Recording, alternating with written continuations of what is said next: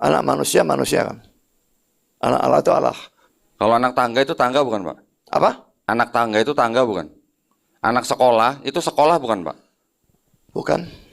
Kenapa Bapak berpatokan kalau anak manusia pasti manusia, kalau anak Allah pasti Allah, Pak? Yesus mengatakan bahwa untuk masuk ke dalam kerajaan sorga, kalian hanya perlu bertobat dan menjadi seperti anak kecil ini. Dan Yesus tidak pernah mengatakan bahwa ada dosa waris yang harus ditebus oleh dirinya sendiri. Gitu.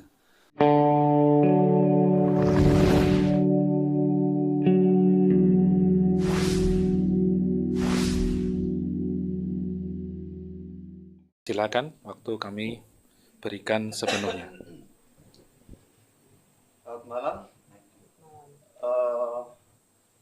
Tema kita adalah tentang keselamatan ataupun konsep keselamatan. Mohon didekatkan.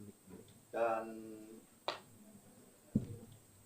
salah satu konsep keselamatan adalah iman bahwa Yesus itu adalah Allah. Kalau tidak mempercaya itu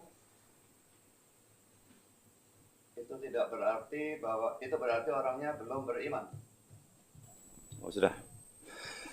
Saya akan bacakan satu ayat, Matius 20 ayat 28. Sama seperti anak manusia datang bukan untuk dilayani, melainkan untuk melayani dan untuk memberikan nyawanya menjadi tebusan bagi banyak orang. Saudara, pertama-tama ayat ini menunjukkan keilahian Kristus atau bahwa Yesus adalah Allah. Karena kata-kata aku datang atau anak manusia datang, itu menunjukkan kelahirannya. Tapi itu menunjukkan suatu tindakan aktif. Saya lahir tahun 1954, tapi saya tidak bisa mengatakan saya datang di dunia tahun 1954. Yesus bisa. Jadi kelahirannya tindakan aktif, dan itu juga menunjukkan bahwa dia sudah ada sebelum lahir. Jadi itu salah satu bukti bahwa Yesus adalah Allah dan harus dipercaya. Lalu sekarang poin pertama, saudara. Yesus itu menyebut dirinya sebagai anak Allah.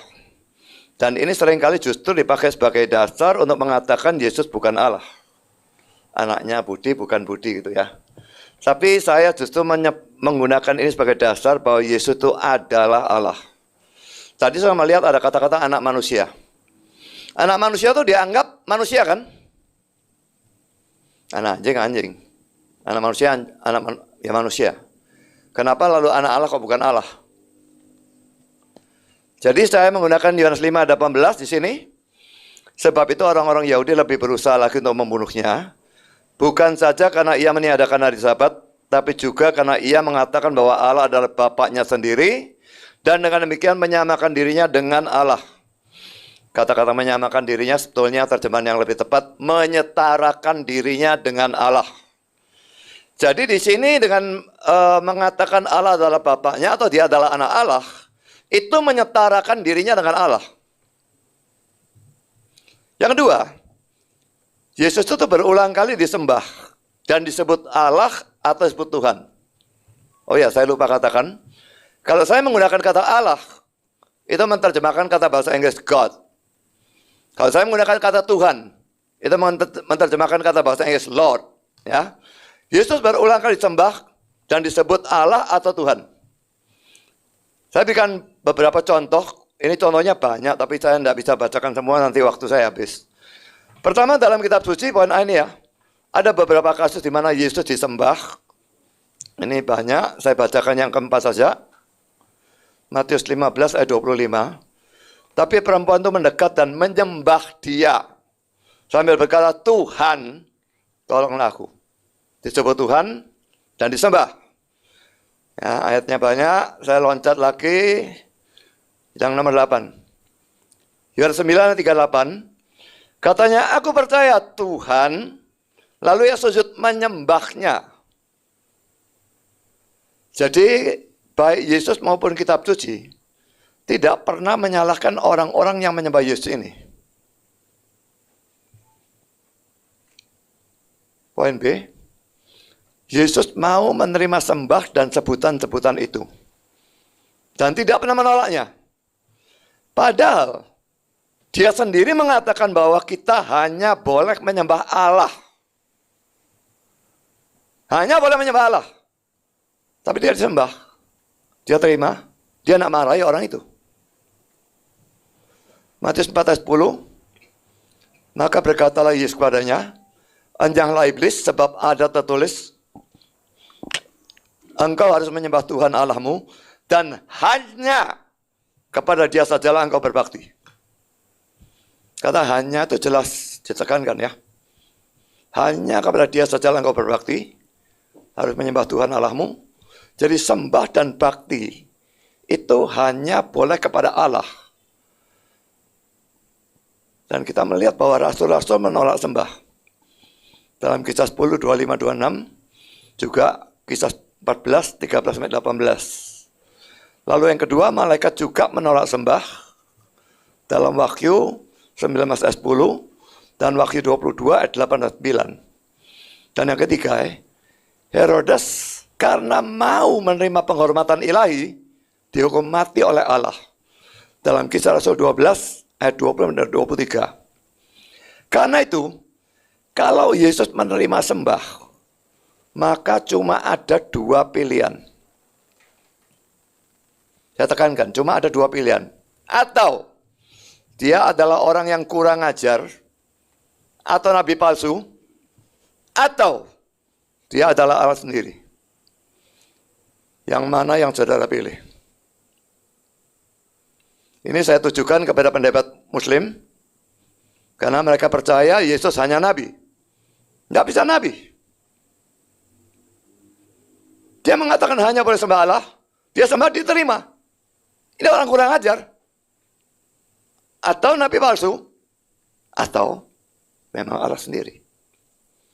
Jadi tidak ada pilihan, ya tidak ada pilihan yang lain ya. Atau dia Allah, atau dia nabi palsu. Tidak ada pilihan bahwa ia adalah nabi asli, orang saleh, dan sebagainya, tapi bukan Allah. Tidak ada. Jawab pertanyaan ini. Dia Allah atau nabi palsu? Sampai di sini, silakan. Stop. Waktunya stop. Ya. Silakan untuk tim Muslim untuk menjawab langsung. Kalau begitu tadi Bapak ada pertanyaan, apakah Yesus Allah atau nabi palsu? Kalau dari kami, dari tim Muslim, jawabannya sangat mudah Pak. Yesus bukan Allah dan Yesus juga bukan nabi palsu. Tetapi Yesus adalah nabi utusan Allah yang diutus untuk Bani Israel hanya pada zaman itu. Itu jawaban kami. Silakan Pak. Saya sudah katakan tidak ada pilihan lain. Soalnya dia disembah dan dia terima. Padahal dia mengajarkan hanya boleh menyembah Allah. Kalau dia bukan Allah, dia terima. Dia nabi palsu, dia tidak bisa jadi nabi asli. Atau dia Allah sendiri. Makanya pilihannya cuma dua. Silakan. Baik, kalau begitu saya ingin tanya Pak, kata menyembah yang dipakai di situ kata aslinya apa Pak? Menyembah proskuneo. Proskuneo. Apakah proskuneo itu digunakan dalam arti menyembah Tuhan atau bisa menyembah atau sujud kepada manusia juga Pak? Silakan. Bisa digunakan untuk menyembah manusia.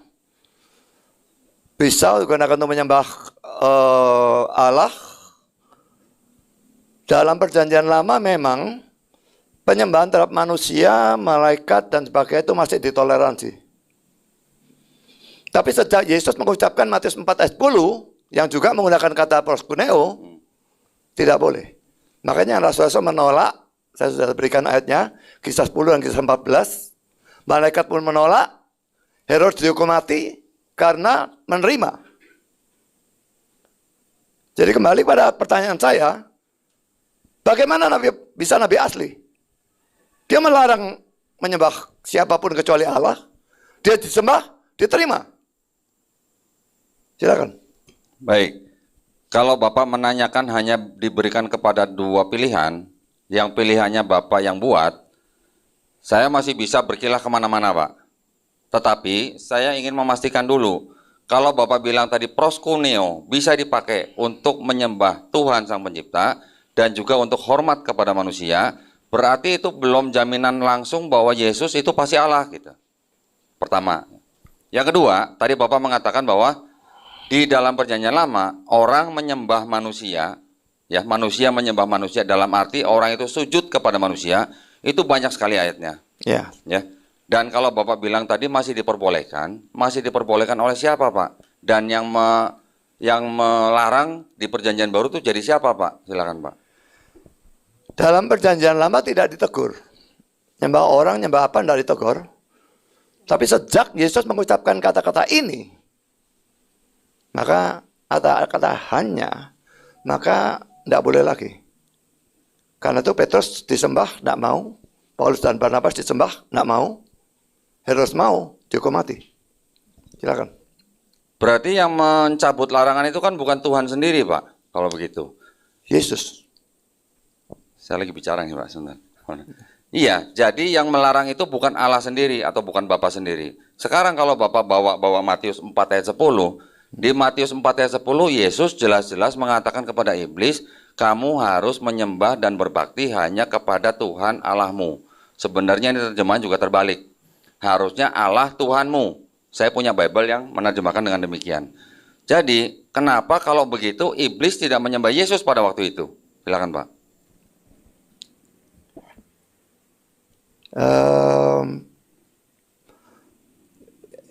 Yesus tidak menyuruh iblis menyembah Tuhan ya. Iblisnya minta Yesus nyembah dia, maka akan diberikan kerajaan dunia dan sebagainya. Lalu Yesus berkata, "Enyahlah iblis, sebab ada tertulis," dia ngutip Alkitab ini, ya. "Engkau harus menyembah Tuhan Allahmu dan hanya kepada Dia saja engkau berbakti."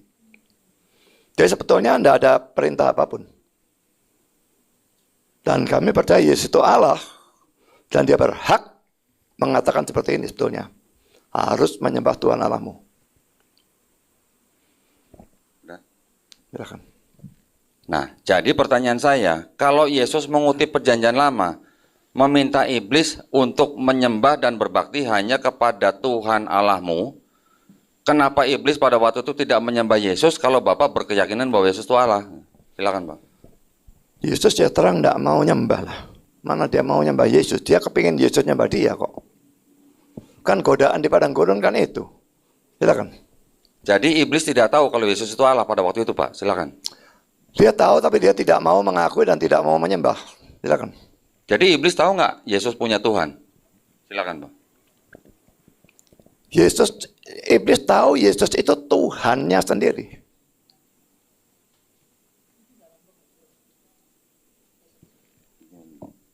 Sudah Pak? Ya. Pakai silakan Pak. Jadi saya ngomong. Oh iya sudah. Nah, indikasinya apa Pak? Kalau iblis itu tahu kalau Yesus itu Allah sendiri gitu Pak. Silakan Pak. Iblis tidak mungkin tidak tahu. Dia kenal Yesus ya. Waktu ada orang kerasukan setan. Dalam Matius pasal yang ke-8. Dia mengenali ya.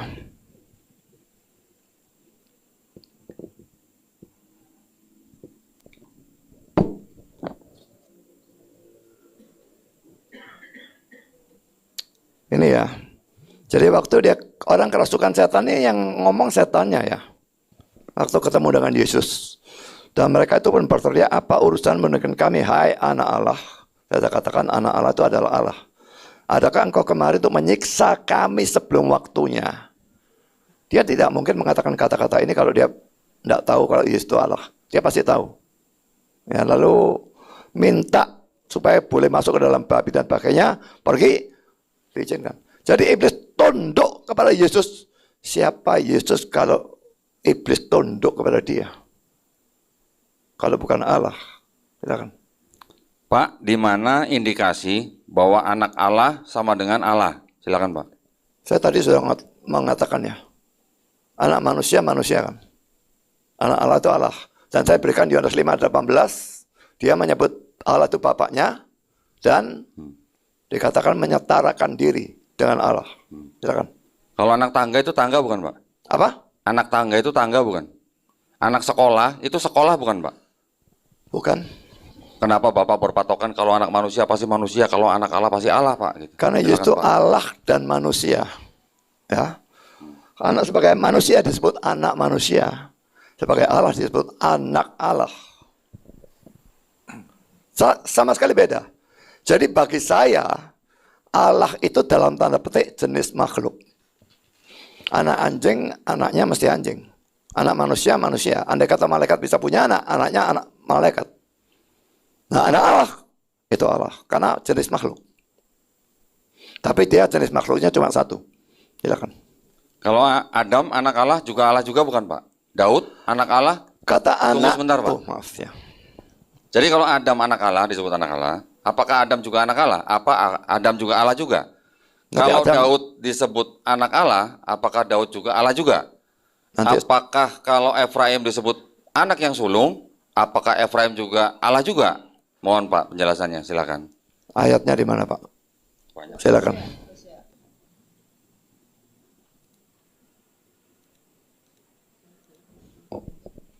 Ketika Israel masih muda, kukasihi dia, dan dari Mesir kupanggil anakku itu, Hosea 11 ayat 1. Silakan Pak. Yesaya 11. Hosea. Hosea 11 ayat 1. Em, kita yang percaya kepada Kristus, ini kok mati murid sih, juga disebut anak Allah kan ya, Yohanes 1 ayat 12 ya. Tapi anak dalam arti anak adopsi. Kenapa Yesus disebut anak tunggal Allah? Ya, dalam Yohanes 1 ayat 14, juga dalam Yohanes 1 ayat 18, lalu Yohanes 3 ayat 16, Yesus disebut anak tunggal. Padahal kita yang percaya Yesus disebut anak Allah. Karena dia anak-anak yang sungguh-sungguh. Kalau yang lain itu anak adopsi. Saya akan tunjukkan ayatnya. Galatia pasal 4. Kok mati-mati terus toh? Ini punya saya kok enggak keluar di sana toh? Bisa deh. Bentar itu tolong dihentikan kalau ini enggak keluar-keluar.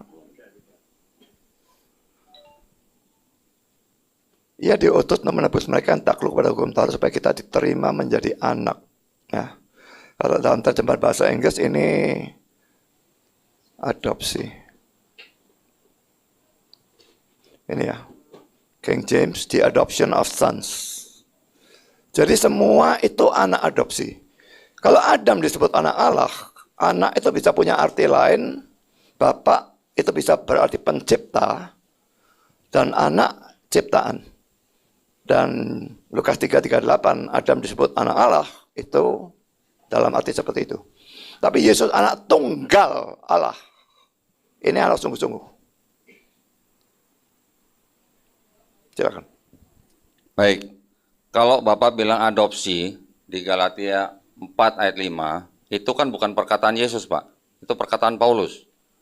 Ada nggak Pak perkataan dari Yesus bahwa Yesus itu bukan anak adopsi gitu? Kita setuju Silakan, berdebat. Pak. Saya belum ngomong. Oh, belum. Jadi maksud saya, menurut kami, yang disebut dengan anak Allah itu bukan berarti ada adopsi atau ada anak tunggal satu-satunya. Karena tradisi Yahudi memang mengenal istilah anak Allah itu sebagai sebutan atau julukan sebagai orang-orang yang soleh atau yang saleh gitu. Bukan berarti kalau dia disebut anak Allah, dia Allah sendiri. Di perjanjian lama begitu banyak anak Allah, di perjanjian baru juga ada sebutan kita Bapak sebagai orang Kristen yang mengaku mengikuti perintah Tuhan juga disebut anak Allah. Kalau Bapak mengatakan ada adopsi atau bukan adopsi, boleh Pak, saya minta ayatnya. Yesus mengatakan bahwa dia bukan adopsi. Silakan Pak. Kita setuju berdebat berdasarkan Alkitab dan termasuk surat-surat Paulus ya. Silakan. Baik, Bapak mengatakan mau setuju dengan perkataan Paulus, tidak apa-apa. Tetapi yang kami minta adalah yang murni perkataan dari Yesus. Karena nanti kita bisa buktikan ajaran Yesus ada yang berbeda dengan ajaran Paulus. Kalau Bapak bisa sebutkan kepada saya, ada nggak Yesus pernah mengajarkan dosa waris? Silakan Pak. Tidak semua yang Yesus ajarkan itu mesti ada yang Paulus ajarkan dan sebagainya. Tapi saya tidak percaya sedikit pun bahwa ada perbedaan antara ajaran Yesus dan ajaran Paulus. Kalau ada tolong ditunjukkan. Tapi ini melebar kemana-mana, ini makin lama makin jauh. Justru itu Silakan. Pak. Bapak silakan dulu Pak. Udah. Ya, silakan.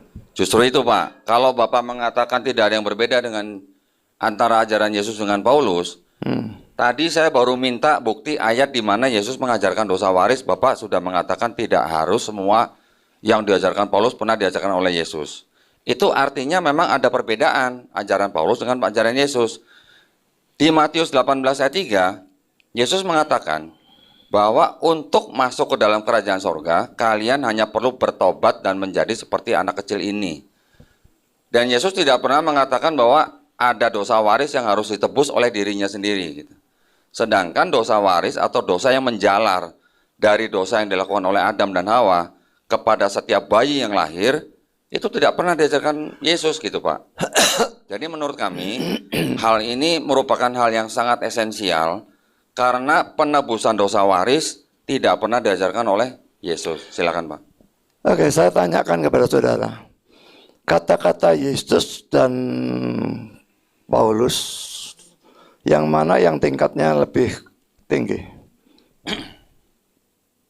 Silakan. Silakan. Menurut kami lebih tinggi Yesus Pak. Silakan Pak. Dua-dua adalah firman Tuhan ya. Selama itu masuk dalam Alkitab, ini adalah firman Tuhan, maka tingkatnya sama. Apakah perjanjian lama, Musa, atau siapapun, pokoknya masuk firman Tuhan, itu tingkatnya sama. Tidak bisa kata-kata Yesus lebih tinggi daripada Paulus. Pada waktu Paulus menulis diilhami oleh Allah. Kata-katanya setara dengan firman Tuhan dan setara dengan kata-kata Yesus. Silakan. Jadi menurut Bapak, Paulus kata-katanya sama tingginya dengan perkataan Yesus. Ya. Kalau begitu, tolong tunjukkan Pak, yang menebus dosa ini kan Yesus, bukan Paulus. Ya. Betul. Kalau menurut kami lebih tinggi karena Yesus yang menebus dosa manusia menurut ajaran Kristen. Gitu ya. Jadi kalau Yesus yang menurut Bapak mati di atas kayu salib untuk menebus dosa manusia, tetapi yang mengajarkan dosa warisnya bukan dia yang disalib, yang mana kira-kira menurut Bapak yang lebih tinggi? Silakan Pak. Saya sudah katakan tidak harus Yesus mengajarkan apa yang Paulus ajarkan. Kalau semua mesti mengajarkan seperti itu, Petrus juga mesti mengajar, Yohanes mesti mengajar, Musa mesti mengajar. Lah ya seluruh Alkitab penuh dengan dosa waris. Jadi satu mengajar A, satu mengajar B, satu mengajar C dan sebagainya. Silakan. Baik. Kalau memang Bapak bilang Yesus tidak harus mengajarkan, tapi Paulus boleh mengajarkan apa yang dilakukan oleh Yesus, kan itu kelihatan Pak, jadi memang ada bedanya ajaran Yesus dan Paulus. Yesus tadi mengatakan kamu hanya perlu bertobat dan menjadi seperti anak kecil ini untuk masuk kerajaan sorga. Kalau untuk bertobat dan seperti anak kecil ini, apakah harus percaya bahwa ada dosa waris yang ditebus oleh Yesus? Silakan Pak. Beda, tidak masalah selama tidak bertentangan. Silakan.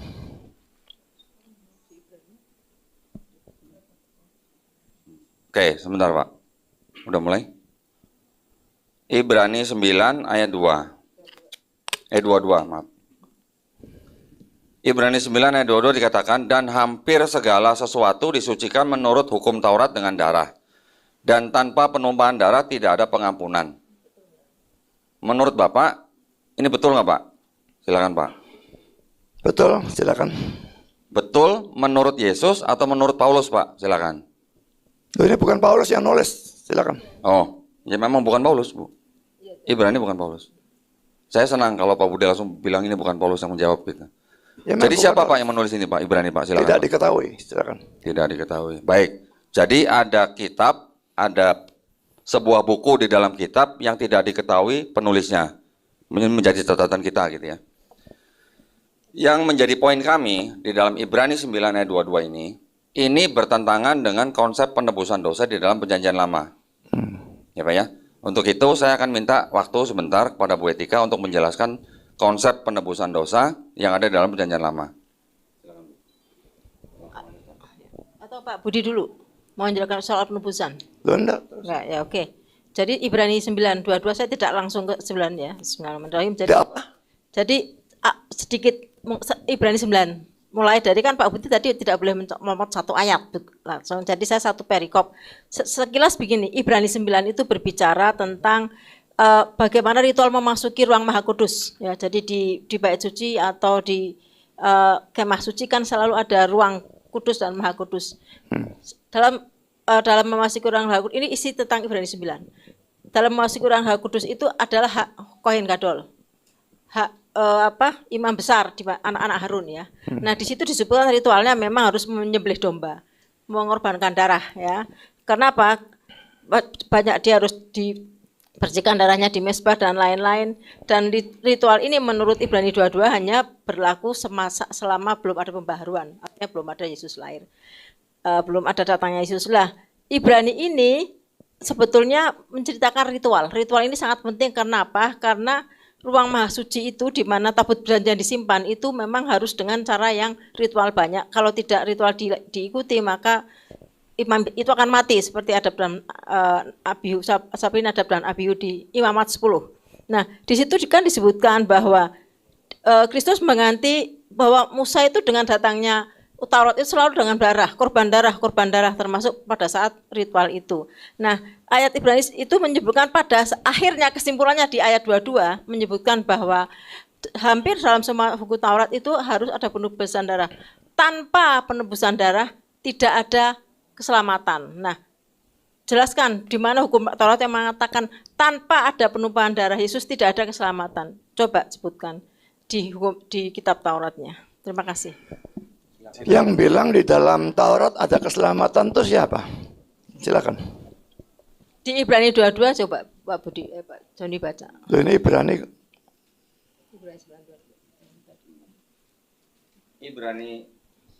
Ibrani 9:22, di situ ada ayat paralel, mengambil dari Imamat 17 ayat 11.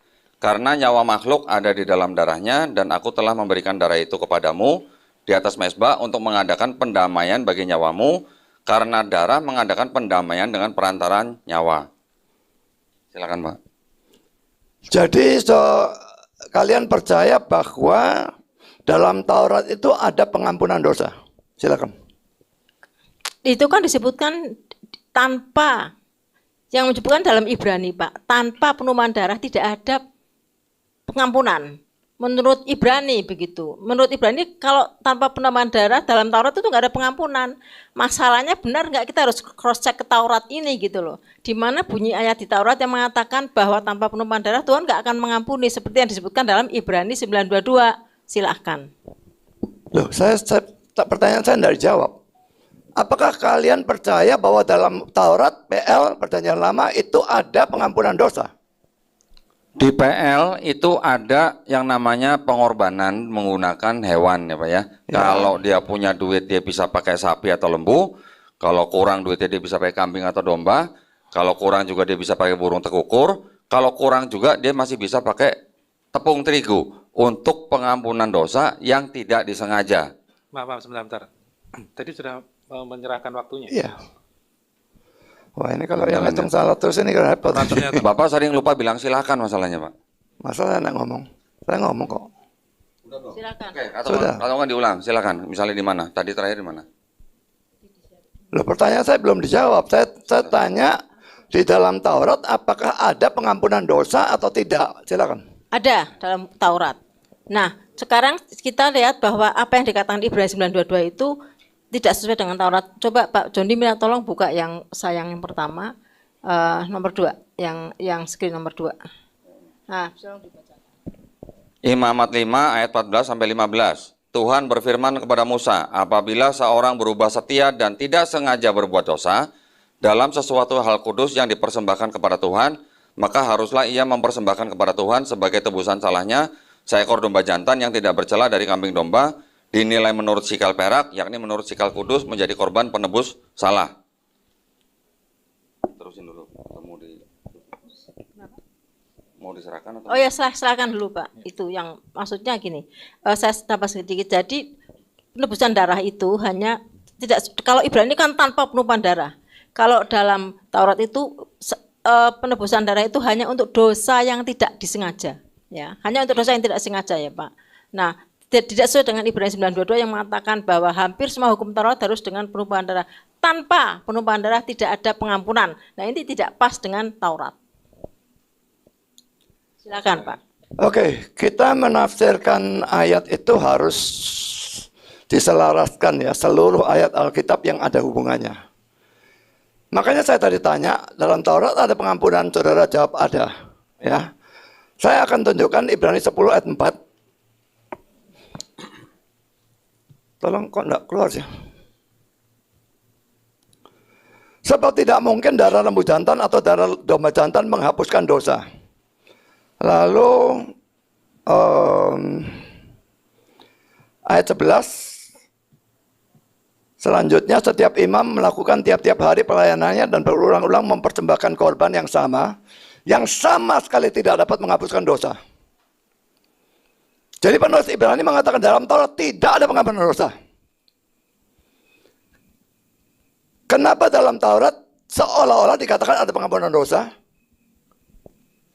Karena itu adalah tipe. Sesuatu yang saya kira orang Islam tidak ngerti. Dalam Kristen itu ada tipe dan antitipe. Ya. Domba korban dan sebagainya itu tipe. Dan Yesus itu antitipenya, penggenapannya. Ini bayangannya, ini penggenapannya.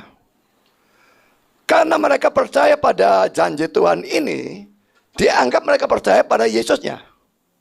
Seandainya penebusan Kristus ini tidak ada, Yesus tidak mati di salib dan sebagainya, mereka boleh korbankan 1 juta lembu, tidak akan diampuni. Jadi mereka diampuni karena Yesus menebus dosa, bukan karena korban itu sendiri. Lalu saya akan tunjukkan Ibrani pasal 2.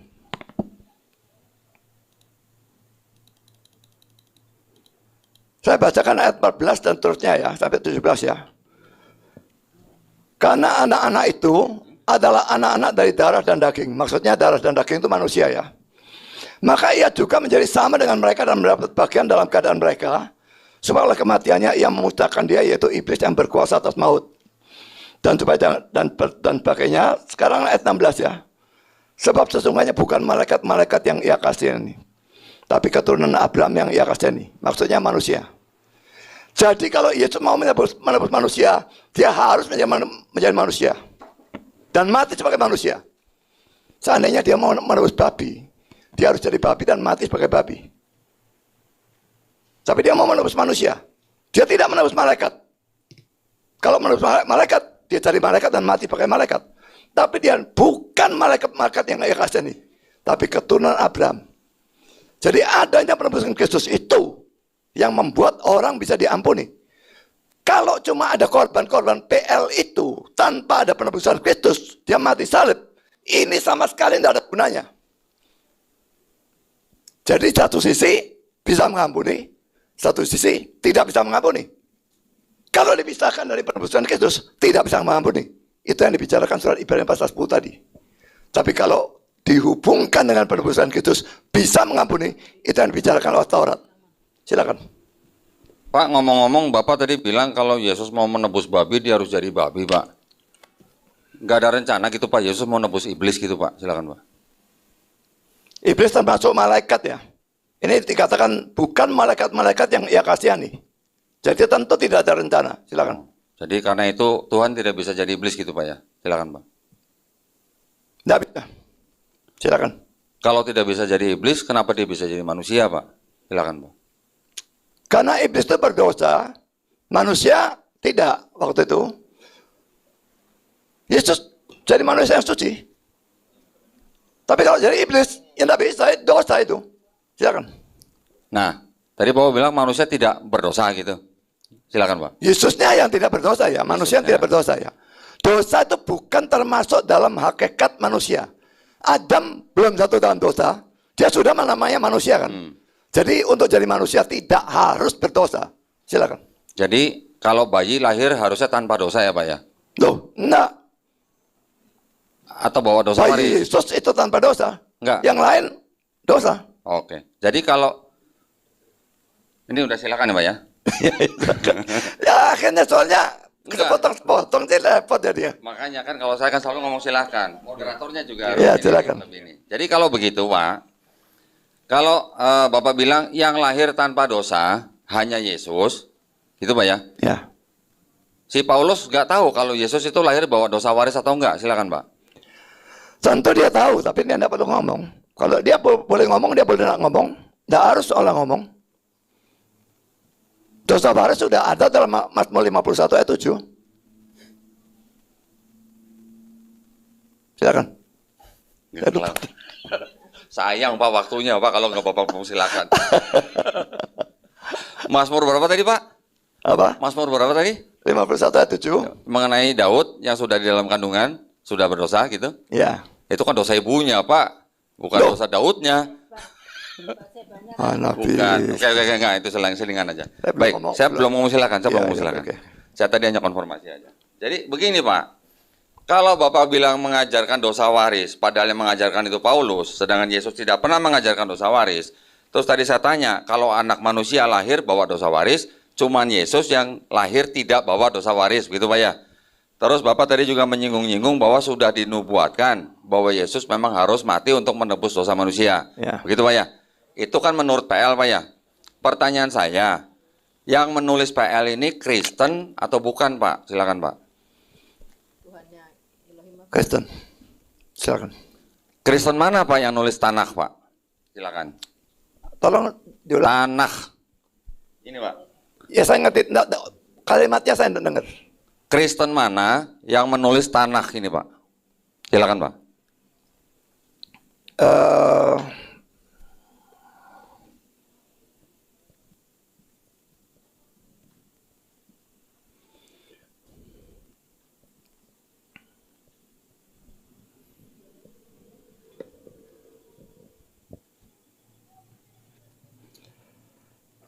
Ini saya baca Ibrani pasal 11 ya.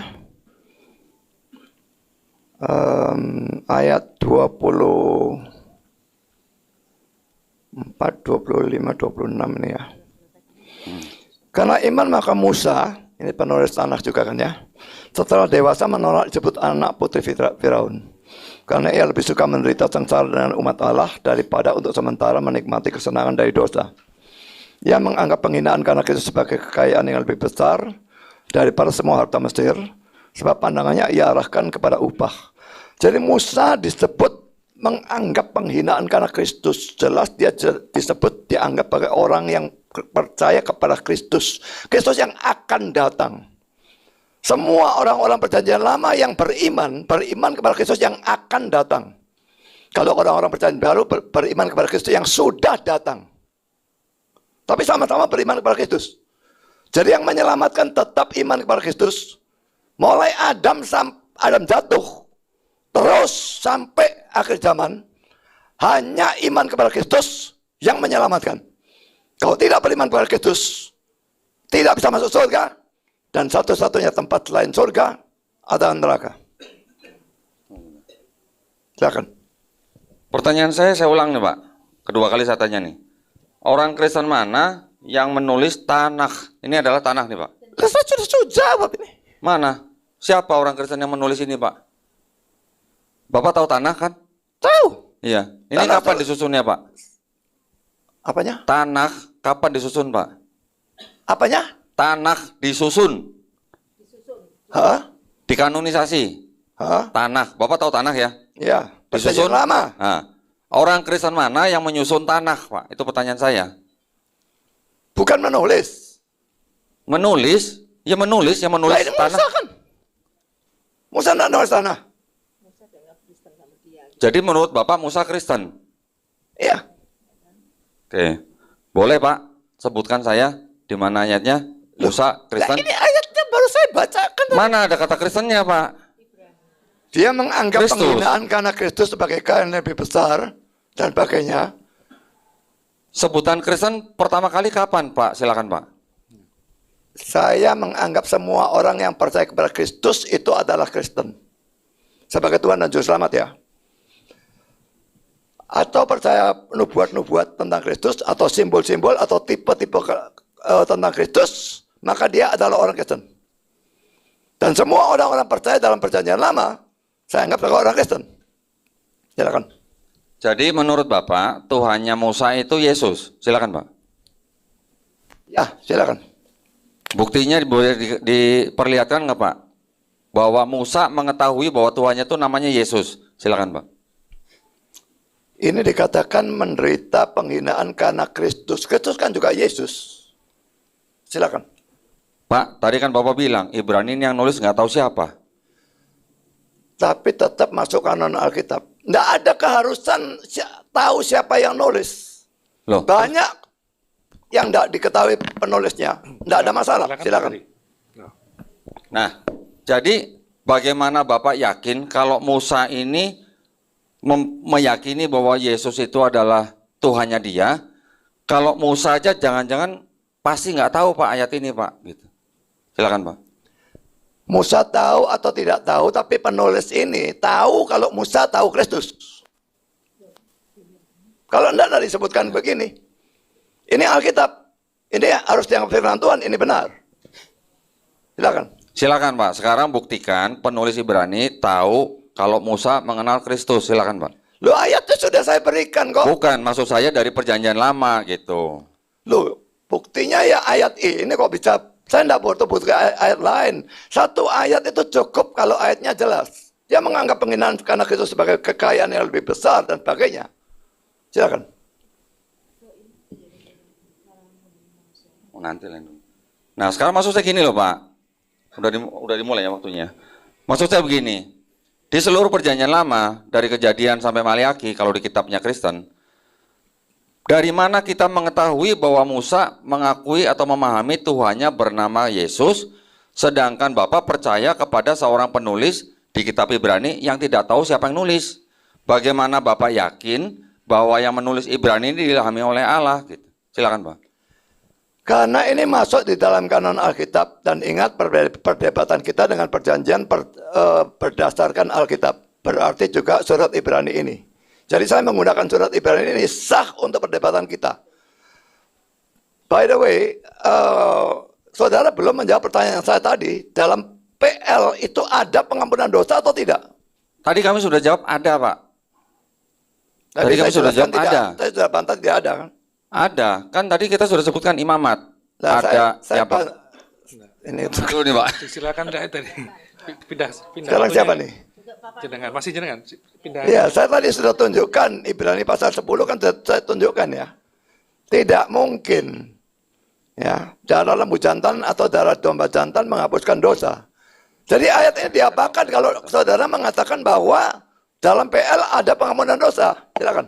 Pak, kalau Bapak nanya di dalam PL ada pengampunan dosa atau tidak, kita tadi sudah tunjukkan, tapi Bapak mau membuktikan bahwa di PL tidak ada pengampunan dosa dengan menggunakan Ibrani yang tidak ada dalam PL, Pak. Jadi nggak logis. Silakan, Pak. Saya sudah katakan ini termasuk Alkitab. Ya, ini firman Tuhan. Jadi makanya harus ditafsirkan bersama-sama menjadi seperti yang saya katakan. Yang tadi saya katakan. Tapi kalau kalian mengatakan bahwa ada pengampunan dosa, ya, lalu buat apa Allah jadi manusia dalam diri Yesus mati menebus dosa?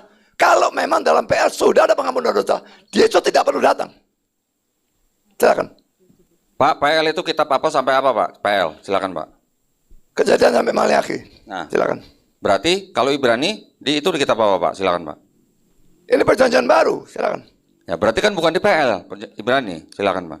Tapi ini Alkitab kan, firman Tuhan kan? Silakan. Alkitab itu dari Kejadian sampai Wahyu. Iya. Tapi di dalamnya ada PL, ada PB. Iya. Yang Bapak tanyakan di PL. Ya. Bagaimana Bapak membuktikan dari PB? Gitu loh, Pak. Silakan. Kan semua berhubungan, firman Tuhan itu semua berhubungan. Silakan. Yang Bapak tanya, saya koreksi. Bapak bertanya di PL atau di Alkitab? Silakan, Pak. Saya tanya di PL ada pengampunan dosa atau tidak? Sebelum Yesus datang, ada pengampunan dosa atau tidak? Silakan. Kita sudah jawab tadi ada. Kita sudah berikan ayatnya di imamat.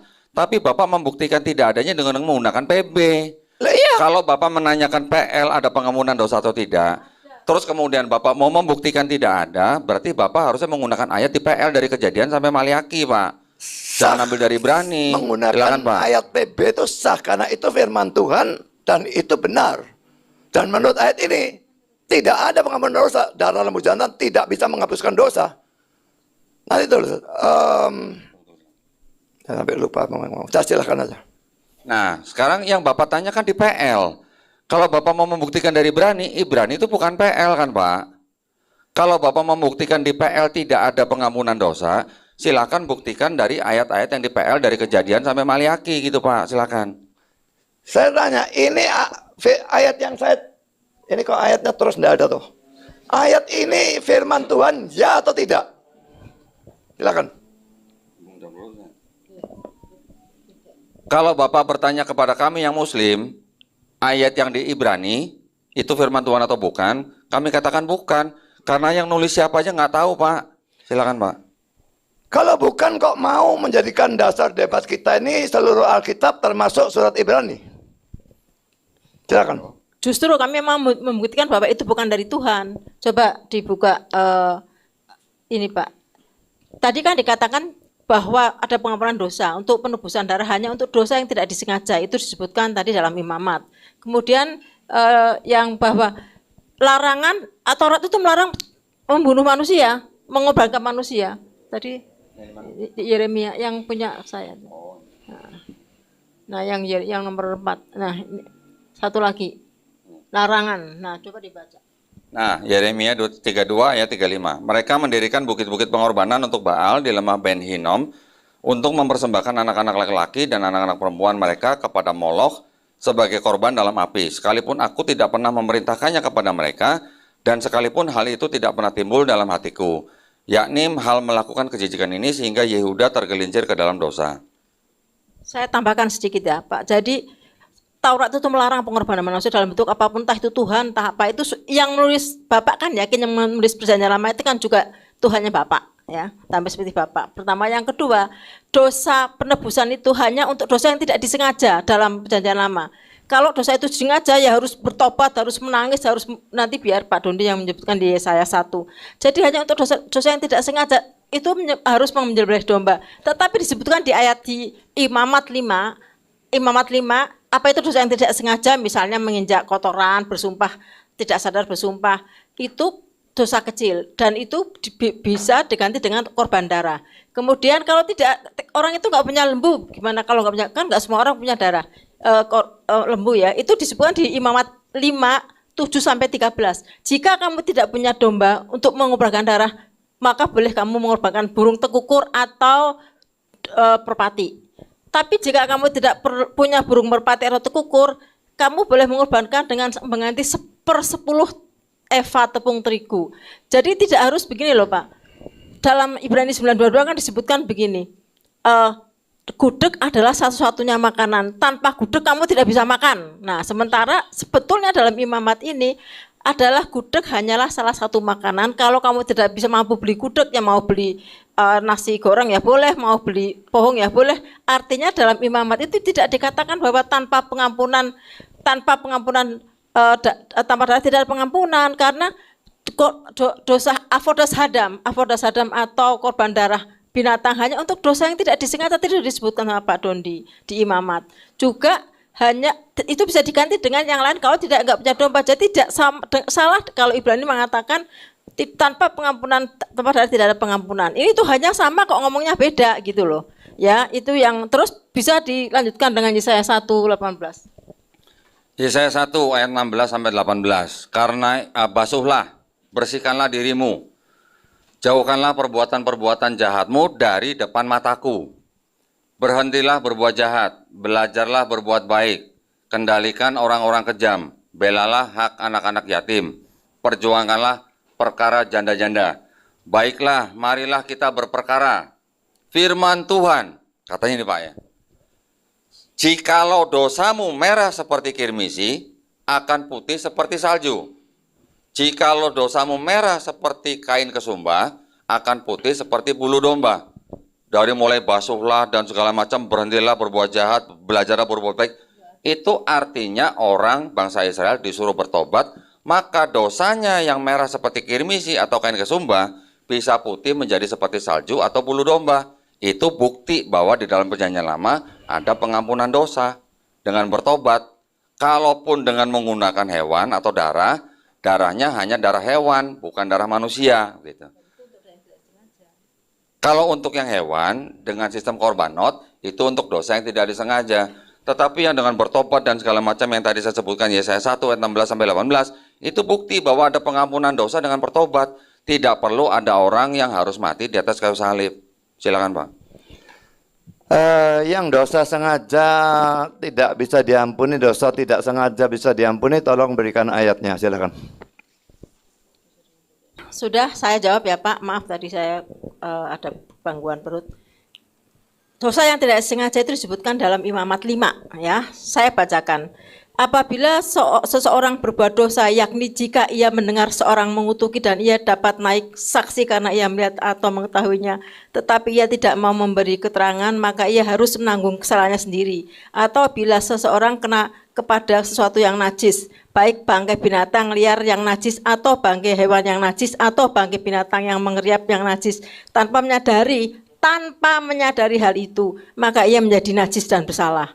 Atau apabila ia kena kepada kenajisan berasal dari manusia, dengan kenajisan apapun juga ia menjadi najis, tanpa menyadari hal itu, tetapi kemudian ia mengetahuinya, maka ia bersalah. Atau apabila seseorang bersumpah teledor dengan bibirnya hendak berbuat yang buruk atau yang baik, sumpah apapun juga yang diucapkan orang dengan teledor, tanpa menyadari hal itu, tetapi kemudian ia mengetahuinya, maka ia bersalah dalam satu perkara itu. Jadi apabila ia bersalah dalam salah satu perkara itu, haruslah ia mengakui dosa yang telah diperbuatnya itu, dan haruslah ia mempersembahkan kepada Tuhan sebagai tebusan salah satu, karena dosa itu seekor betina dari domba atau kambing menjadi korban penghapus dosa. Dengan demikian imam mengadakan perdamaian bagi orang itu karena dosanya. Tetapi jikalau ia tidak mampu untuk menyediakan kambing atau domba, maka sebagai tebusan salah karena dosa yang telah diperbuatnya, haruslah dia menyediakan 2 ekor burung tekukur atau burung merpati, ya kan? Nah, terus diteruskan lagi. Yang kedua haruslah ini. Dan tetapi jika ayat 11-nya, tetapi jikalau ia tidak mampu menyediakan 2 ekor burung tekukur atau 2 ekor anak burung merpati, maka haruslah ia membawa sebagai persembahannya karena dosanya itu 1/10 eva tepung, kira-kira 3 kilo, yang terbaik menjadi korban penghapus dosa. Nah, ini disebutkan di Imamat 5, 1-5, apa aja yang dimaksud dengan dosa yang tidak sengaja, apa hukumannya, menyediakan domba, darah domba, tetapi kalau dia tidak mampu bisa diganti dengan burung tekukur, jika dia tidak mampu juga bisa diganti dengan 1/10 eva tepung. Ya, ini jelas bukan berarti tidak seperti Ibrani, tanpa penumpahan darah tidak ada pengampunan. Ini tidak sesuai dengan Taurat. Jadi Ibrani ini begini loh, kalau Bapak mengatakan, kalau saya berkata begini, saya lihat Al-Quran loh, nggak bisa, saya nggak percaya Al-Quran. Sama kalau bicara tentang PL ini kan kitabnya orang Yahudi, Bapak mengambil ke perjanjian baru, nggak bisa, ini tidak sesuai dengan saya. Hak Bapak untuk percaya perjanjian baru, dan hak Bapak untuk saya nggak percaya Al-Quran gitu loh Pak. Jadi wajar aja kalau saya nggak akan menyebut Quran, karena Bapak pasti itu bukan firman Tuhan. Sama yang punya PL, yang punya tanah juga mengatakan itu bukan firman Tuhan. Itu hak masing-masing dan kita menghormati. Itu hak Bapak, itu hak kami, itu hak mereka. Kita harus menghormati. Sekarang dosa yang sengaja, mungkin tadi Pak Doni sudah yang ulang. Yang apa? Yang ulang itu loh, yang mata ganti mata. Oh, Ya, yang sengaja. Ini yang tidak sengaja sudah saya baca ya. di Keluaran 21 tadi berapa? 21:15. Hukumannya apa aja? Yang tadi berapa? Mata ganti mata.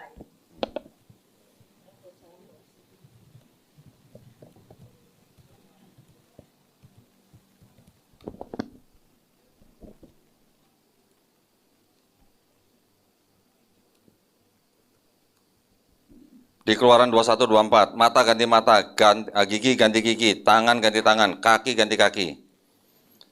Ya, lecur ganti lecur, luka ganti luka, bengkak ganti bengkak. Itu, Bu. Ya, artinya maksudnya jika dia sengaja dosanya itu besar, membunuh, misalnya membuat merudak paksa orang, ya kan, mencuri, menganiaya orang, itu dosa-dosa yang bukan dosa kecil seperti ini, maka dia harus sesuai dengan itu, ya, tidak sesuai dengan ini. Saya kira cukup, silakan. Mana yang mengatakan bahwa dosa sengaja tidak bisa diampuni? Silakan. Tadi cuma dosa sengaja, tidak sengaja. Dosa sengaja tidak bisa diampuni, mana ayatnya? Silakan. Dalam tanah. Ya, jadi kalau tadi saya bacakan Yesaya 1:16-18 itu artinya apa, Pak? Apakah tidak termasuk dosa yang sengaja? Silakan, Pak. Apakah di situ dikatakan tidak diampuni? Diampuni. Silakan. Bapak tadi dengar kalimat yang saya bacakan nggak? Jikalau dosamu merah seperti kirmizi, Heeh. akan putih seperti salju. Itu maksudnya apa, Pak? Silakan, Pak. Diampuni. Ya, Silakan. Dosa besar tidak berdarah. Dosa tidak sengaja itu ya. Itu dosa besar, artinya dosa yang disengaja. Dosa disengaja diampuni. Tadi katanya dosa tidak disengaja Ya, diampuni, silakan, dosa silakan. sengaja Bentar. tidak diampuni. Silakan. Saya tidak mengatakan, saya mengatakan kalau dosa itu tidak disengaja, itu kenapa saya kaitkan dengan penembusan darah? Karena dalam Ibrani 9:22 kan tanpa penembusan darah tidak ada pengampunan. Itu tidak disebutkan dalam Taurat. Karena hanya dosa yang tidak disengaja itu yang penembusan darah gitu. Kalau disengaja ya dia harus bertobat dan sebagainya seperti disebutkan Pak Bondi tadi. Itu loh. Sekarang gini aja, Pak. Saya minta Pak Budi tunjukkan kepada saya, kepada kami, di dalam perjanjian lama, di Kejadian sampai Maliaki, di mana ada konsep penebusan dosa dengan darah manusia. Silakan, Pak. Ini belum selesai yang tadi ya. Sudah dijawab. Jadi menurut saya belum selesai.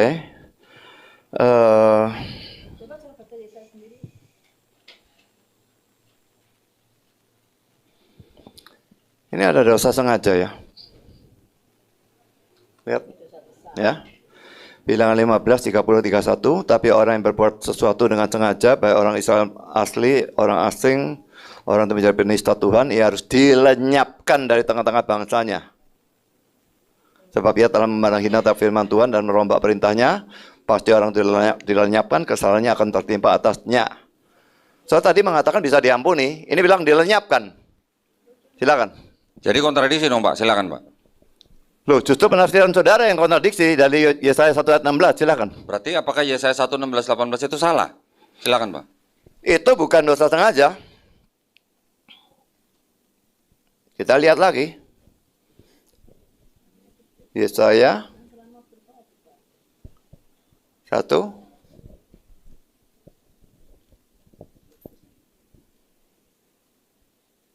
Bantilah berbuat jahat. Yang dosa sengaja yang mana? Silakan. Coba ke atas, Pak. Silakan, Pak. Ya? Ke atas, ayat ke atas. Dari 15. perikopnya. Lihat, Pak. Sampai ayat 1. Perikopnya. Terus. Sudah mentok nih. Sebentar. Stop dulu, Pak. Sana yang jalan tuh. Silakan. Yang di ayat 10, atasnya ada tuh, Pak. Kalau ini Bapak menggunakan program ini, itu tidak ada perikopnya. Betul nggak? Ya memang. Yang di ayat 10 coba, Pak. Ada perikopnya nggak? Bertobat lebih baik daripada mempersembahkan korban. Bertobat, Pak. Silakan, Pak. Mana bertobat? Silakan. Nah iya, itu adalah perikop. Makanya Bapak kalau pakai ini tidak ada perikop. Loh. Coba tolong ditunjukkan. Pakai Alkitab fisik maksudnya? Iya. Perikop itu tidak termasuk firman Tuhan itu Saya ayat tahu. di atas itu. Saya tahu, tapi Iya. berarti Silakan. yang menerjemahkan tahu itu konteksnya apa kan, Pak? Tuh, Konteksnya adalah perikop bertobat. yang salah tuh banyak, Pak. Oke. Silakan. Berarti salah, Pak. Bebel Bapak. Loh, perikop bukan Alkitab tuh. Jadi- Itu tambahan dari orang. Itu masuk dalam Alkitab loh, Pak. Loh, Tadi Bapak bilang kalau masuk begitulah, dalam Alkitab berarti firman Allah katanya. Terjemahan wali gereja segala macam masuk Alkitab ya enggak lah. Di situ ada perikopnya nggak, Pak? Coba lihat. Yesaya 1 ayat 10. Sebelum 10. Silakan, Pak.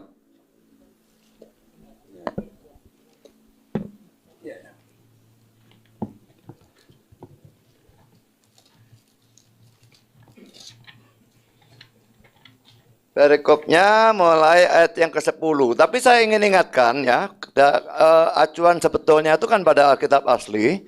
Dan Alkitab asli itu jangankan ngomong perikop, spasi antar kata itu tidak ada, tanda baca tidak ada sama sekali. Jadi menggunakan perikop ini sama sekali tidak masuk akal. Silakan. Jadi menurut Bapak, apakah Bapak mau koreksi pernyataan Bapak tadi yang udah masuk Alkitab itu semuanya adalah diilhami oleh Allah? Silakan, Pak. Kalau perikop ini tidak termasuk dalam Alkitab. Silakan. Jadi bukan firman Allah? Bukan. Baik, kalau begitu ini tidak semuanya firman Allah ya, Pak ya? Silakan, Pak. Tidak. Kalau memang dalam kata-kata saudara ya, seperti itu, tidak. Ada bertobat di atas, yang itu huruf cetak miring. Itu menunjukkan bahwa itu tidak ada di dalam aslinya. Silakan. Saya tahu itu Pak tidak ada dalam Iya, kata makanya. aslinya. Saya tahu. Iya. Tapi tadi saya mencatat pernyataan Bapak bahwa apapun yang sudah masuk dalam Alkitab ini adalah firman Allah. atau diilhami oleh Allah. Apakah sekarang Bapak mau koreksi? Silakan. Loh, kalau ini keterangan di bawah seperti ini ya enggak lah. Lain maksudnya ya saya kira saudara mengerti, cuma pura-pura enggak ngerti saja. Silakan. Bukan saya nggak ngerti, saya mencatat pernyataan Bapak. Apapun yang iya, masuk ke dalam Alkitab ini adalah diilhami oleh Allah atau firman Allah, gitu. Saudara pasti ngerti maksud saya, tapi sekarang pura-pura enggak mengerti. Saya Silakan. mengerti, Pak. Saya sangat Iya. mengerti. Saya cuma pengen Iya. Bapak jujur atau tidak mengkoreksi pernyataan Bapak di awal bahwa apapun yang masuk dalam sini itu adalah firman Allah atau diilhami oleh Allah, gitu. Silakan, Pak. Saya tidak merasa perlu mengoreksi karena yang saya maksudkan itu ayat 1, ayat Baik. 2, ayat 3 dan seterusnya begitu. Silakan. Baik, kalau Bapak tidak mau mengoreksi, saya menanya. Yohanes 1 ayat 5 ayat 7 itu firman Allah bukan, Pak? Silakan. Bukan. Silakan. Nah, itu sudah kontradiksi lagi dengan pernyataan Bapak. Apa yang sudah masuk ke dalam sini itu adalah firman Allah. Makanya Sekarang itu Bapak ada. bilang bukan, saya belum bilang. Silakan, Oke, Pak. oke. Jadi itu sudah kontradiksi dengan pernyataan Bapak sendiri. Oke, perikop Bapak mau bilang bukan, silakan, nggak apa-apa. Giliran 1 Yohanes 5 ayat 7, Bapak berani bilang bukan, saya hargain, Pak. Itu bukan firman Allah. Ya. Berarti itu sudah kontradiksi dengan pernyataan Bapak sebelumnya bahwa apa yang sudah masuk ke dalam Bible ini itu adalah firman Allah atau diilhami oleh Allah. Silakan, Pak. Sekarang yang dimaksudkan dengan Alkitab itu yang mana? Ya, kita tidak punya Alkitab aslinya karena itu sudah hilang dan manuskrip memang sudah mengandung kesalahan dan ada penambahan-penambahan. Tapi dengan membandingkan manuskrip dengan manuskrip kita bisa tahu mana yang penambahan dan mana yang bukan. Dan biasanya dalam Alkitab kita ini diberikan tanda kurung tegak. Maka itu dianggap tidak asli. Dan 1 Yohanes 5 ayat 7 termasuk di sana. Ya, tapi saya kembali kepada pertanyaan yang tadi yang belum dijawab. Dosa sengaja itu mana? Dosa sengaja itu mana? Baik, kalau begitu pernyataan Bapak itu Silakan. tidak sesuai. Silakan. Kalau begitu pernyataan Bapak tidak sesuai dengan yang tadi Bapak katakan sebelumnya. Bapak bilang, saya masih ingat sekali yang masuk ke dalam Alkitab itu adalah firman Allah dan atau diilhami oleh Allah. Satu. Yang kedua, kalau Bapak bilang mengatakan bahwa 1 Yohanes 5 ayat 7 itu bukan ayat atau firman Allah, itu sudah kontradiksi dengan pernyataan Bapak.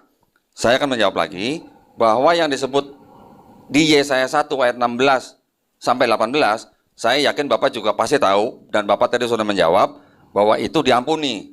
Karena dikatakan jikalau dosamu merah seperti kirmisi atau merah seperti bajunya Pak Budi akan menjadi putih seperti salju. Berarti diampuni, Pak. Selama apa?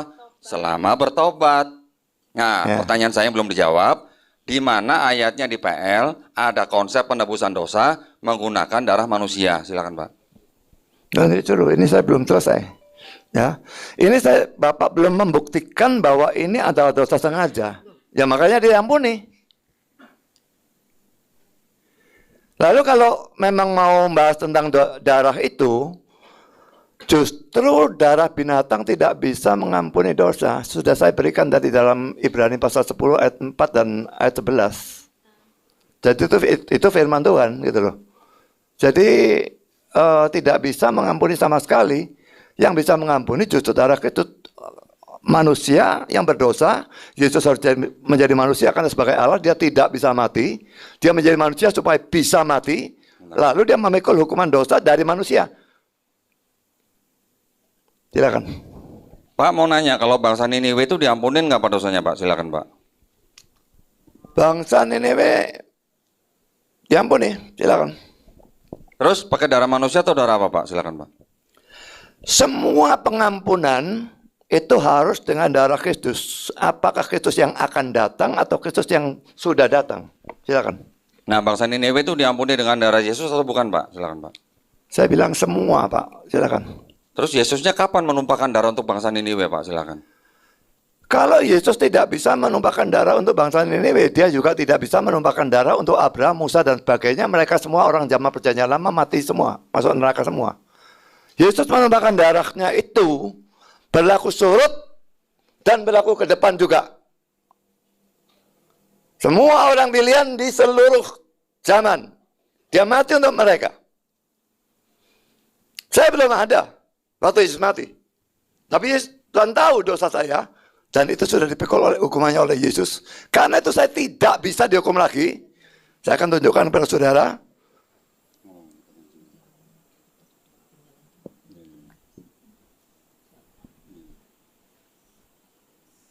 Roma 8 ayat 1. Demikianlah sekarang tidak ada penghukuman bagi mereka yang ada di dalam Kristus Yesus. Kalau saudara ada di luar Kristus Yesus, ada penghukuman. Dan itu neraka. Tapi kalau saya ada di dalam Kristus Yesus, tidak ada penghukuman. Hukuman saya sudah dipikul oleh Kristus. Sama seperti hutang saya dibayar oleh Dia, tidak bisa saya ditagih lagi. Kalau Allah itu memang adil. Tidak ada Allah yang gila yang orang sudah bayar hutang, ditagih lagi. Jadi saya tidak mungkin dihukum. Tapi kalau saudara tidak mempunyai Yesus sebagai Tuhan dan Juru Selamat, saudara dihukum. Jadi dosa itu ditagih pada diri orang. Allah itu adil, dosa harus dihukum. Atau pada orang yang berbuat, atau pada penebus atau penggantinya. Sebagai kesimpulan atau penutup dari khotbah singkat ini, orang yang percaya pada Yesus sebagai Allah atau Tuhan dan Juru Selamat akan diampuni dan diselamatkan. Sebaliknya, orang yang tidak percaya pada Yesus sebagai Tuhan atau Allah dan Juru Selamat, apapun agamanya, bagaimanapun orang anggap dia baik, dia tidak akan diselamatkan karena dia punya dosa dan dia tidak punya penebus dosa. Dia harus pikul hukumannya sendiri dan dia akan masuk neraka selama-lamanya. Bertobatlah dalam arti percayalah kepada Yesus sebelum terlambat. Kalau saudara mati, masuk dalam kekalahan tanpa Juru Selamat, sudah masuk neraka selama-lamanya. Pada saat saudara menyesal, tapi tidak ada gunanya. Sekian. Silakan. Pak, mau nanya Pak, ini untuk penegasan aja Pak ya. Jadi kalau tidak ada tertumpahnya darah Yesus di atas kayu salib, apakah Pak Budia Salib bisa selamat? Silakan Pak. Tidak bisa. Silakan. Baik, kalau begitu apa bedanya Pak itu konsep sama konsep keselamatan dalam paganisme Pak? Silakan Pak. Konsep dalam paganisme itu bagaimana? Silakan. Ya, konsep paganisme juga mirip sekali dengan konsep Kristen, yang mana di satu sisi mereka banyak yang menyembah dewa-dewa yang triad. Triad artinya 3 kesatuan. Sumeria, Babilonia, Persia, India, Mesir, Eropa Utara, semuanya 3 Tuhan, 3 pribadi, 3 dewa gitu. Kok di Kristen juga 3 gitu Pak? Apakah, maksud saya gini, kenapa cuma 3 gitu Pak? Kok Kak nggak 4, nggak 5, nggak 20, nggak 100 gitu Pak? Bisa nggak Pak? Tolong jelasin Pak. Apa Kenapa saya cuma pernah 3 mengatakan gitu? bahwa saya punya 3 Tuhan atau 3 Allah? Silakan. 3 pribadi, kan tadi sih gua bilang 3 pribadi. 3 Pak. pribadi beda dengan 3 Tuhan atau 3 Allah. Ya, kalau 3 pribadi kenapa semuanya 3 pribadi gitu Pak? Silakan Pak. Kenapa nggak Karena 20 memang pribadi? karena memang itulah keberadaan Dia. Bapa, Anak, Roh Kudus, jadi 3 pribadi tapi satu hakikat. Tidak ada konsep pagan manapun yang 3 pribadi dan satu hakikat. Mereka semuanya 3 Allah, politeisme memang. Itu beda dengan kami. Kami tidak pernah percaya 3 Allah. Kami percaya Tritunggal. Silakan. Justin Martyr Pak, dalam bukunya dia yang berjudul The First Analogy, mengatakan bahwa, sebentar, when we say that the word Jesus Christ, the firstborn of God, was produced without sexual union, and that he was crucified and died and rose again and ascended to heaven, we propound nothing new or different from what you pagans believe regarding those whom you consider sons of Jupiter. Justin Martyr, First Apology, chapter 21. Bisa tolong tanggapannya Pak? Ini kok kenapa Yesus disamakan dengan putra Jupiter Pak? Silakan Pak. Oke, dasar debat kita itu tulisannya Justin Martyr atau Alkitab? Itu pertama. Dan kedua, dari tadi saya melihat bahwa kalian itu beranggapan bahwa bapak-bapak gereja itu lebih hebat dari kita yang hidup pada zaman sekarang dalam pengertian Alkitab begitu ya. Saya bertanya, betul apa tidak? Ya, silakan. Kami tidak merasa lebih pintar atau lebih bagaimana, tetapi kami semuanya mengatakan semuanya dari data yang ada, Pak. Jadi Betul. bukan perkataan kami, bukan asumsi kami, tapi kami menggunakan data. Kalau tadi kita ada komentar dari ensiklopedia semua tuh semuanya bisa dicek, Pak. Itu juga ada bukunya gitu. Sayang aja saya nggak bawa buku yang ini nih. Tapi ini ada bukunya persis. Kalau tadi Umar mengatakan juga dari siapa? Augustine, itu juga ada bukunya. Bahkan saya juga ada bukunya. Di bukunya Augustine, judulnya apa saya lupa, yang mengatakan bahwa memang banyak buku-buku Platonis, ya Pak ya, yang diterjemahkan ke dalam bahasa Latin, di mana itu tidak ada bedanya mengenai John 1:1. In the beginning was the Word, and the Word was with God, and the Word was God. Begitu juga Bible ini. Bible ini juga mengatakan di dalam John 1:1 bahwa John Bible apa 1:1. itu? Tolong, Hah? Bible apa tuh? Ini adalah New American Bible. New American Bible. New American Bible yang mengatakan bahwa John 1:1 itu adalah adopsi filosofi Helenistik. Nah, ini saya bisa tunjukkan.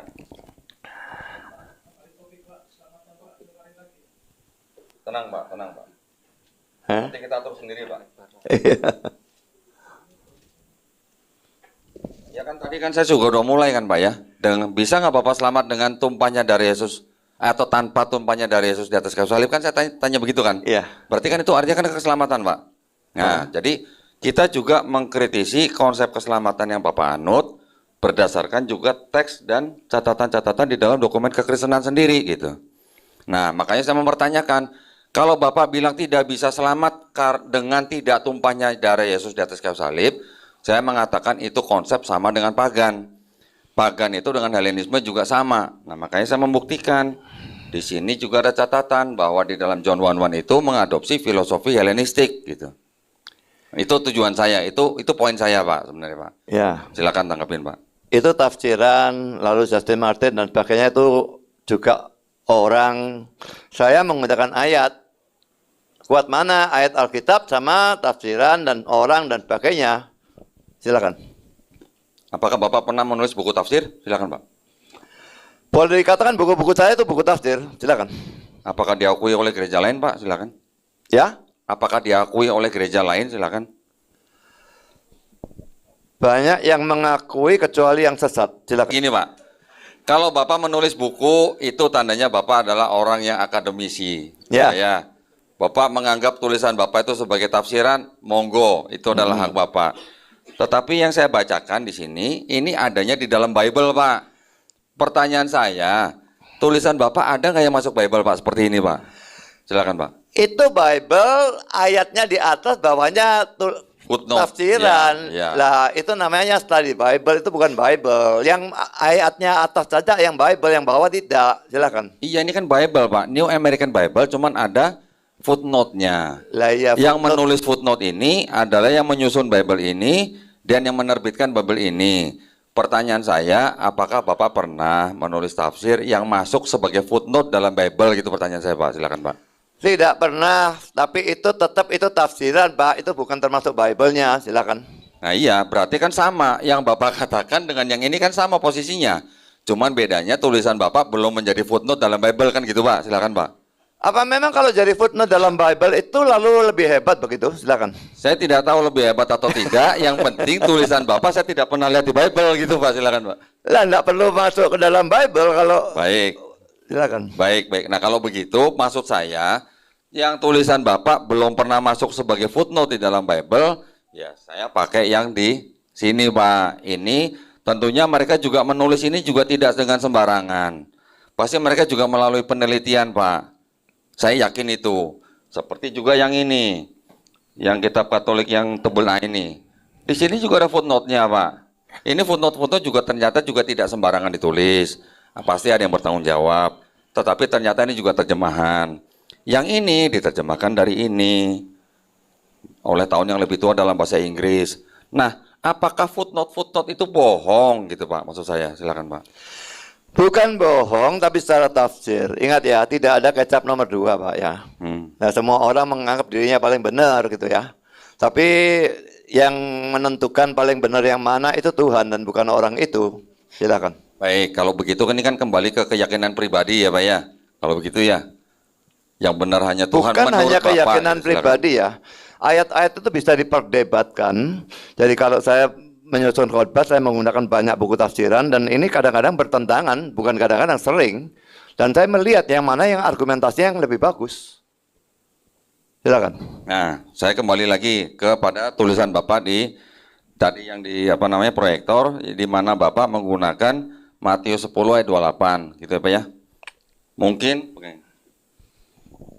para pemirsa juga sudah pernah melihat buku The Five Gospel. The Five Gospel ini ada sini. Buku The Five Gospel ini disusun oleh kira-kira hampir 80 ahli-ahli teologi. Gelarnya nggak ada selain yang Divinity. Ternyata Matius 20 ayat 28 menurut pengarang dan ahli-ahli Perjanjian Baru itu ternyata adalah kutipan atau adopsi atau kalau boleh dikatakan contekan dari Markus. Saya yakin Pak Budi Asali juga pasti tahu lah. Yang ditulis pertama adalah Markus, kemudian kira-kira 10 tahun kemudian Matius dan Lukas mengadopsi Markus, ditambah lagi nanti dengan kuel, ditambah lagi nanti Markus juga punya kuel sendiri, Matius punya kuel sendiri, Lukas punya kuel sendiri. Ternyata Matius 20-28 itu mengambil dari Markus 10 ayat 45 Pak.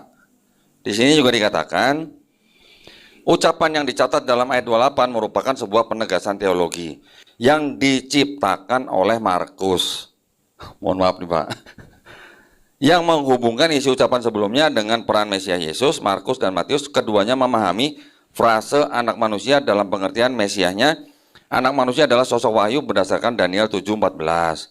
Sejarah konsep ini diuraikan dalam esai batu tulis anak manusia. Nah, kalau kita melihat di Markus 10 ayat 45, menurut ahli-ahli Perjanjian Baru ini, dikatakan bahwa itu adalah ciptaan Markus. Jadi itu bukan perkataan Yesus, Pak. Gitu. Bisa ditangkapin Pak, silakan. Saya kira Bapak ini banyak buku, tapi buku-buku itu buku-buku liberal atau buku-bukunya orang sesat. Dan saya tidak percaya mereka. Saya serius, saya tidak guyonan. Jadi yang dalam debat tahun lalu itu saya juga lihat Bapak menunjukkan satu buku yang Bapak sebut ditulis oleh orang Kristen, percaya JEDP dan sebagainya itu ajaran liberal Pak, dan itu sesat dan bukan Kristen. Kalau Bapak mengatakan bahwa saya mengambil dari buku-buku liberal atau Kristen, saya gini Pak, bukan saya, Bapak kalau mau bilang saya adu domba silakan, tetapi saya yakin yang menulis buku itu tidak hanya asal nulis Pak, pasti ada dasarnya. Kenapa mereka bisa mengatakan seperti itu? Mereka juga sudah mempelajari manuskripnya, mereka juga sudah mempelajari sejarah bangsa Israel, mereka juga sudah mempelajari tradisinya bangsa Israel, mereka juga sudah tahu kira-kira yang di dalam Bible atau di dalam Gospel itu sesuai nggak atau sama nggak dengan sejarah dan tradisi bangsa Yahudi pada saat itu. Kalau mereka melihat itu tidak sesuai, makanya itu bilang ini pasti bukan perkataan Yesus gitu loh Pak. Itu sih sebenarnya poin saya. Dan di dalam buku ini secara total dikatakan bahwa perkataan Yesus hanya 18%. Bapak, saya nggak minta Bapak percaya buku ini. Bapak pasti nggak percaya buku ini, saya tahu. Kalau Bapak percaya mah udah lain cerita gitu Pak. Bapak tidak akan berhadapan dengan saya di sini gitu ya maksudnya. Nah, jadi poin saya gitu, bahwa keselamatan kita ya di dalam dunia ini, kita hidup hanya sekali Pak. Saya ingin mengajak Pak Budi Asali dan juga teman-teman semua di sini, mari kita mencari kitab yang benar-benar memang lepas dari kesalahan. Pak Budi sendiri sudah mengakui bahwa kitab yang di ada meja Bapak itu bukan kitab suci gitu kan. Jadi saya hanya mengajak para pemirsa di sini supaya kita mencari kebenaran dari kitab yang benar-benar suci dan otentik dan juga bisa dipelajari dengan baik dan bisa dibuktikan dengan sains, yaitu Al-Quran. Itu poin. Masakan istimewa.